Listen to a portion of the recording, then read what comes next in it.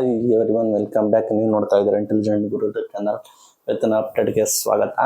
RCB SRH match, ಇಂಥ match ಇವರು ಚಿಂದಿ ಮ್ಯಾಚು. ಎಕ್ಸ್ಪೆಕ್ಟ್ ಮಾಡಿರಲಿಲ್ಲ ಈ ರೇಂಜಿಗೆ ಸ್ಕೋರ್ನ ಮಾಡ್ತಾರೆ. ಎಷ್ಟು ನಂಬರ್ ಅಂತ 288 ಟಾರ್ಗೆಟ್ ಕೊಡ್ತಾರೆ ಎಕ್ಸ್ಪೆಕ್ಟ್ ಮಾಡಲಿಲ್ಲ. ಬಟ್ ಆ್ಯಸ್ ಯೂಶಲ್ ನಮಗೆ ಗೊತ್ತಿರೋಕೆ ಬೆಂಗಳೂರು ಬ್ಯಾಟಿಂಗ್ ಪಿಚ್ ಇರೋ ಕಾರಣ ಹೈದರಾಬಾದ್ ಅವರು ಈ ಹಿಂದೆ ಕೂಡ ಚೆನ್ನಾಗಿ ಆಡಿದ್ದು ಒಂದು ಒಳ್ಳೆ ಟಾರ್ಗೆಟ್ನ ಕೊಡ್ತಾರೆ. 200% ಎಕ್ಸಾಕ್ಟ್ಲಿ ಕೊಡ್ತಾರೆ. ಬಟ್ ಓಮ್ ಗ್ರೌಂಡ್ ಆಗಿರೋ ಕಾರಣ ಬೆಂಗಳೂರು ಅವರಿಗೆ ಸ್ವಲ್ಪ ಪಾಸಿಟಿವ್ ಆಗಿದೆ, ಚೆನ್ನಾಗಿ ಆಡ್ತಾರೆ ಅಂದ್ಕೊಂಡಿದ್ದೆ. ಬಟ್ ಆದರೆ ಸ್ಟಾರ್ಟಿಂಗ್ಗೆ ಫಸ್ಟ್ ಸೆಷನ್ ನೋಡಿದ ತಕ್ಷಣ ಬೇಜಾರಾಗ್ಬಿಡ್ತು. ಈ ರನ್ನ ಹೊಡೆಯೋಕ್ಕೆ ಅವ್ರ ಕೈಲಿ ಸಾಧ್ಯ ಇಲ್ಲ ಅಂತ ಡಿಸೈಡ್ ಮಾಡಿಬಿಟ್ಟು. ಬಟ್ ನಾನು ಕೂಡ ನೋಡಿದೆ, ಚೆನ್ನಾಗಿ ಆಡಿದ್ರು ಎಲ್ಲ. ಹೆಡ್ವಿನ್ ಸೆಂಚುರಿ ಆಗಿರ್ಬೋದು, ಕ್ಲಾಸಿನವ್ರಲ್ಲಿ ಸಖತ್ತಾಗಿ ಆಡಿದ್ರು ಬ್ಯಾಟಿಂಗ, ಒಳ್ಳೆ ರನ್ಗಳು. ಅವ್ರು ಯಾವ ಸಿಮೆ ಬೌಲಿಂಗರು ವರ್ಸ್ಟ್ ಬೌಲಿಂಗ್ ಮಾಡ್ತವ್ರಲ್ಲ. ಓಕೆ, ಬ್ಯಾಟಿಂಗ್ ಪಿಚ್ ಇದೆ, ಓಕೆ ಚೆನ್ನಾಗಿ ಬೀಳುತ್ತೇವೆ, ಓಕೆ ಎಲ್ಲ ಓಕೆ. ಅಟ್ಲೀಸ್ಟ್ ಏನಾದರೂ ಒಂದು ಡಿಫ್ರೆಂಟಾಗಿ ಮ್ಯಾಜಿಕ್ ಮಾಡ್ಬೋದಿತ್ತಲ್ಲ. ಮೊನ್ನೆ ಚೆನ್ನೈ ಅವರು ಮುಂಬೈ ಮ್ಯಾಚಲ್ಲಿ ಚೆನ್ನೈ ಅವರು ಕೂಡ ಸೇಮ್ ಇದೇ ಇಳಿದ್ರು, ಏನೋ ಒಂದು ಮ್ಯಾಜಿಕ್ ಮಾಡಿದ್ರು. ಡಿಫ್ರೆಂಟಾಗಿ ಔಟ್ ಸೈಡ್ ಹಾಕೋದು, ಬಾಲ್ನ ವೇರಿ ಮಾಡೋದು, ಬೌನ್ಸರ್ ಹಾಕೋದು, ಏನೋ ಒಂದು ಡಿಫ್ರೆಂಟಾಗಿ ಮಾಡೋದು. ಯಾವ್ದಾರು ಒಂದು ವಿಕೆಟ್ ಇತ್ತದ ಕ್ಲಿಯರ್ ಮಾಡ್ಬೋದಿತ್ತಲ್ಲ ಅಂದ್ಕೊಂಡೆ. ಈಸಿಯಾಗಿ ಬ್ಯಾಟಿಗೆ ಬರ್ತಾಯಿತ್ತು, ಹೊಡಿತಾ ಹೋಗ್ತಾ ಇದ್ರು.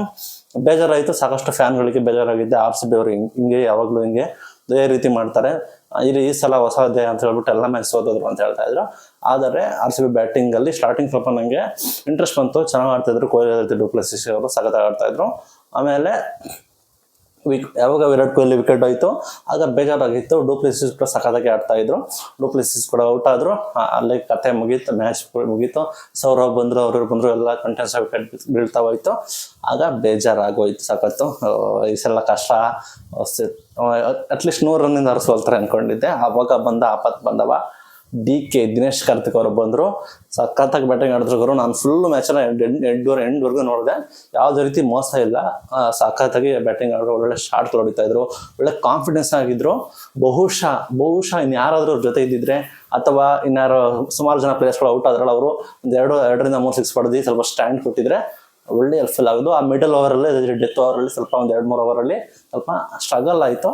ಆ ಓವರಲ್ಲೇ ಕೂಡ ಬೇರೆಯವ್ರು ಯಾರಾದ್ರೂ ಚೆನ್ನಾಗಿ ಆಡಿದರೆ, ಬೇರೆಯವ್ರು ಒಂದು ಚೂರು ಸಪೋರ್ಟ್ ಕೂಡ ಮಾಡಿದರೆ ಹೆಲ್ಪ್ಫುಲ್ ಆಗೋದನ್ನು ಅನ್ಕೋತೀನಿ.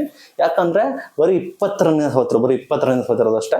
ಆ 20 ರನ್ ಬಂದ್ಬಿಟ್ಟು ಧೋನಿ ಅವ್ರು ಬಂದ್ಬಿಟ್ಟು ಲಾಸ್ಟ್ 4 ಬಾಲಿಗೆ 20 ಹೊಡೆದ್ರಲ್ಲ, ಆ ಥರ 20 ರನ್ನಿಂದ ಇವರು ಸೋತೋಗ್ಬಿಟ್ರು.